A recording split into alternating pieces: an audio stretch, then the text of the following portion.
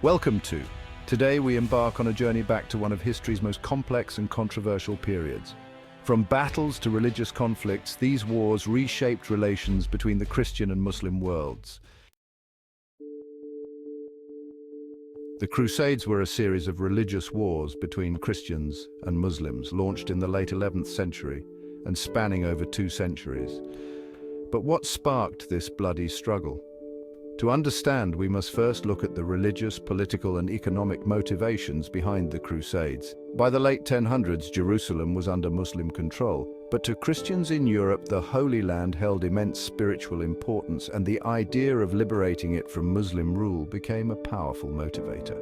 At the same time, European leaders saw a chance to gain political influence and land. In 1095, Pope Urban II made a historic speech urging European Christians to take up arms and reclaim Jerusalem.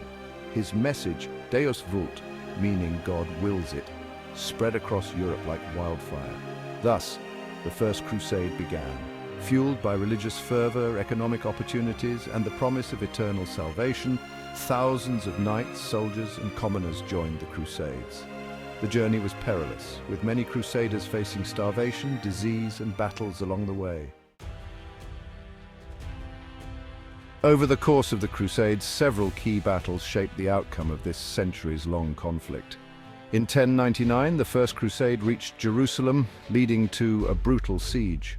After weeks of fierce fighting, the city fell to the Crusaders, who established Christian-controlled territories. However, the victory was short-lived.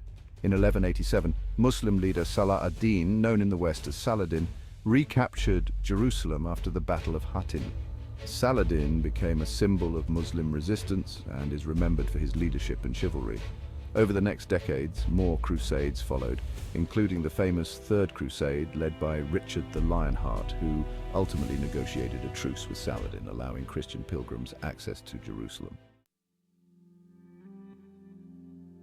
While the Crusades were filled with violence, they also facilitated cultural exchange.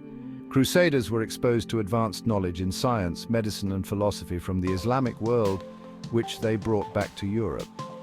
At the same time, tensions between Christians and Muslims deepened, with each side viewing the other as a religious enemy. These interactions planted seeds of mistrust and misunderstanding that would influence Christian-Muslim relations for centuries.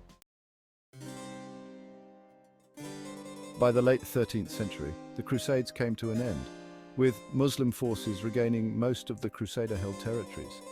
But the impact of the Crusades continued, influencing religious attitudes, territorial ambitions, and cultural perceptions in both the Christian and Muslim worlds.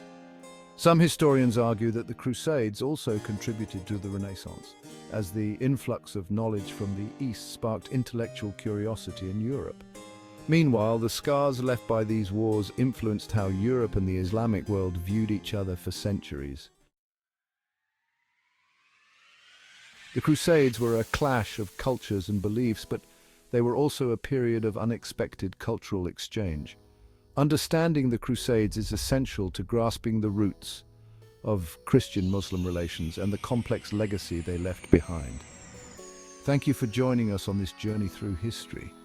Don't forget to like, subscribe, and hit the bell icon for more episodes. Comment below with your thoughts on the Crusades and let us know which topics you'd like us to cover next on.